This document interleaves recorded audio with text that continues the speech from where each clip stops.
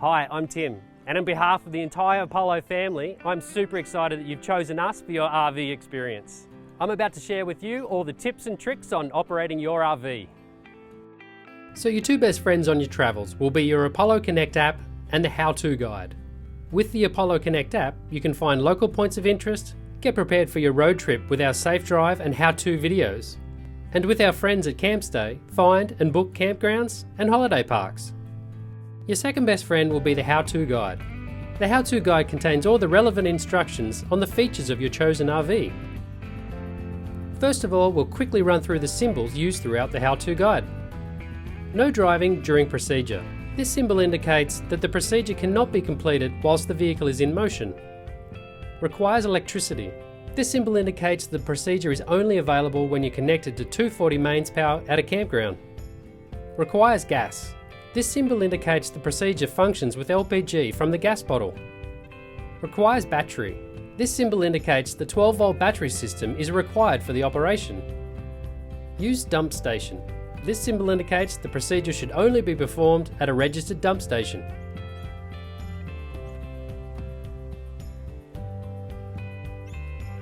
You've got a bunch of keys with your 6th berth. A vehicle remote, you've got a compartment key and a freshwater key. Main door keys. The smaller round one is for the door lock and the larger square one is the deadbolt. We recommend you just use the deadbolt to lock the door.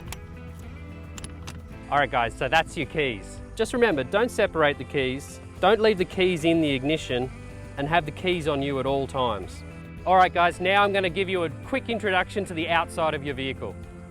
So first up, we've got our toilet access point here. This is where you'll slide the cassette out when you want to empty the cassette. This is the city water inlet. We don't recommend you use it, so don't worry about that. This is where you're going to plug in your camper overnight at a campground. This is the hot water system exhaust, and it gets very hot when the hot water system's in action, so make sure that there's nothing covering that. Alright guys, you've got a massive storage compartment here. We recommend you use this storage compartment to only store the outdoor table and chairs. You'll also find the power cable and the grey water hose here. Okay, so down here we've got our grey water valve outlet. This is where you'll empty the grey water tank. Alright guys, we're on the passenger side now of your RV. We've got the tunnel boot storage compartment here, continues on from the other side. We've got our freshwater inlet here. This is where you'll refill your freshwater tank. Your RV has 2 LPG bottles and they're stored in this compartment here. We've got the vents for the fridge here. Just make sure nothing's blocking that because they do get a little bit hot. We've just got more storage down here. And lastly, we've got the main door to the cabin. Just use the exterior step for easy access. All right guys, and finally on this side, I just wanted to point out where you're gonna fill up your fuel. It's just here. All you need to do is just open the door and access the fuel cap. So that's a super quick overview of the outside of your RV. Now we're gonna get into the details with our how-to guide.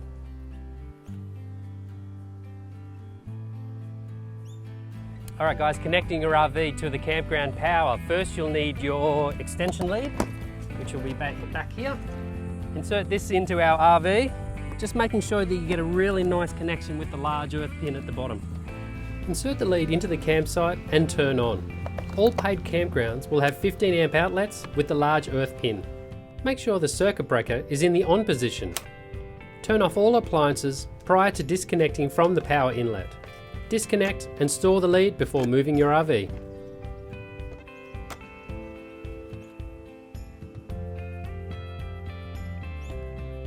The grey water is water collected from the shower and the sink. Check the level of the grey water tank regularly by pushing the test button. Once full, or every 2 days, you'll need to empty the tank. Retrieve the grey water hose from the compartment and connect to the grey water outlet. Close the 2 locking pins for a firm connection. When the other end is in the dump point, open the valve. If you're planning to stay at the campground for an extended period, you can just leave the grey water hose connected with the valve open. When you're ready to move on, close the valves and pack away the grey water hose.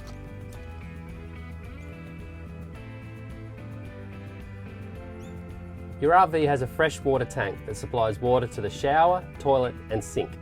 We don't recommend you drink this water. We recommend you boil the water if you want to drink it. Check the level of the freshwater tank at the control panel. When you're getting close to empty, or every 2 days, just simply refill at the water inlet over here. First, you'll need your hose, and using the Freshwater key, just open the lock. And when you insert the hose, just make sure the hose is in all the way. Connect the hose to the tap using the adapter provided. Once the tank is full, disconnect the hose, remembering to take the adapter with you.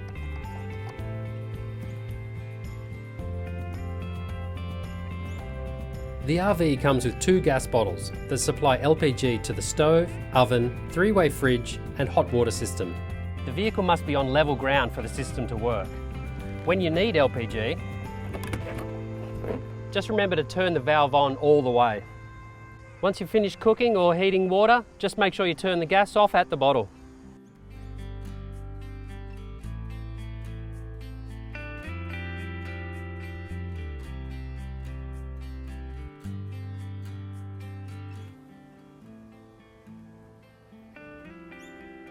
The awning is a sunshade only. It's not to be used in windy or rainy conditions. To operate, firstly get the awning winder arm from the rear compartment. Insert the winder arm and turn until you can reach the awning. Release the leg by pulling it toward the knuckle, swinging it around and twist 90 degrees, enabling you to tilt the leg down toward the catches on the RV. Slide the lock down and extend the legs to the desired height and lock off. And of course, pack up the awning before you move the vehicle. Just be aware, once the awning has been retracted, please don't wind any more as you may cause damage.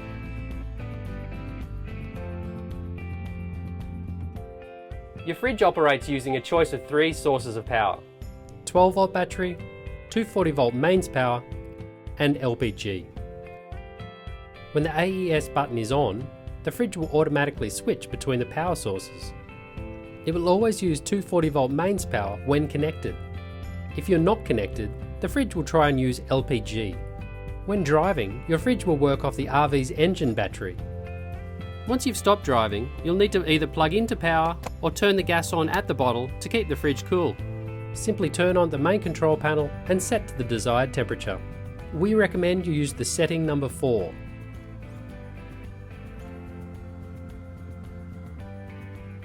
The lights will work off the 12-volt system, but just remember to turn them off when you're not using them or you will drain the battery.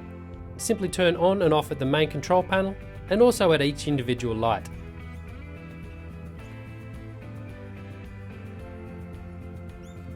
Your kitchen is equipped with a gas oven and a stove. The stove has 2 gas burners and an electric hot plate. You must have the range hood on in order to light the stove. To use the gas burners, push and rotate the dial and hold, and push the ignite switch until the gas lights. Continue to hold the dial to ensure the gas stays lit. It's recommended whenever you're using gas inside to open a window to allow for decent ventilation. Once you've finished cooking, wait a while until the stove has cooled down enough before lowering the lid.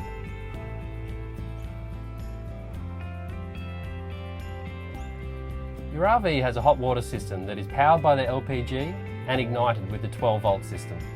This provides hot water to the shower and the tap at the sink. To start the process, turn on the LPG at the bottle. Turn on the water heater 12-volt switch and select 60 degrees on the boiler. Wait at least 30 minutes for the water to heat. If you see a red light on the boiler, the gas has failed to light the system. Wait 1 minute and start the process again. Once heated, the water can be used by turning on the 12-volt water pump switch.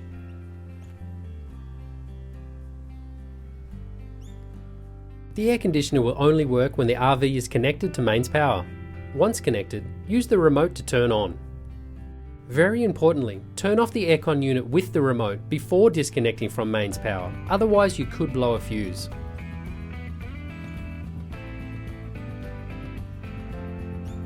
The microwave only operates on mains power. We recommend you stow the microwave plate away before travelling. The cutlery drawer is a handy spot for the plate.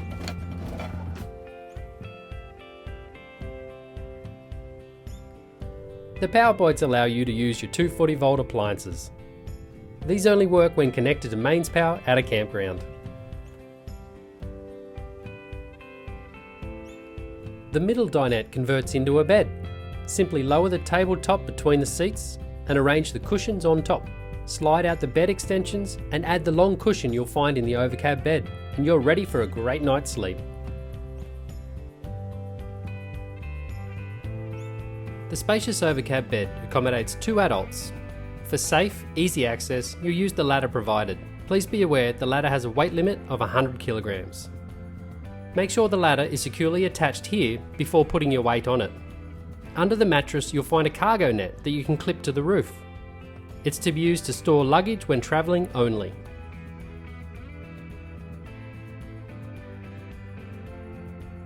The toilet in your RV uses water from the freshwater tank and the 12-volt system to flush. Turn on the toilet and water pump switches before using the toilet. Open the toilet lever. Press the button to flush. Once finished, close the lever. The waste is collected in a cassette. Very importantly, the toilet lever will need to be shut before the toilet cassette can be pulled out. When you're emptying your toilet cassette, please use a registered dump station just like this one. Unscrew the cap and empty the cassette. When your cassette's empty, just use the hose to give it a nice flush out and you're good to go. Once cleaned, return it back to its compartment and add 1 toilet chemical with 1 cup of water to charge the toilet cassette. Once you've finished your holiday, return the RV and leave the toilet cassette clean and completely empty. Alright guys, that's it from me. Don't forget, your 2 best friends are going to be your how-to guide and the Apollo Connect app. We wish you all the best on your trip and we'll see you next time.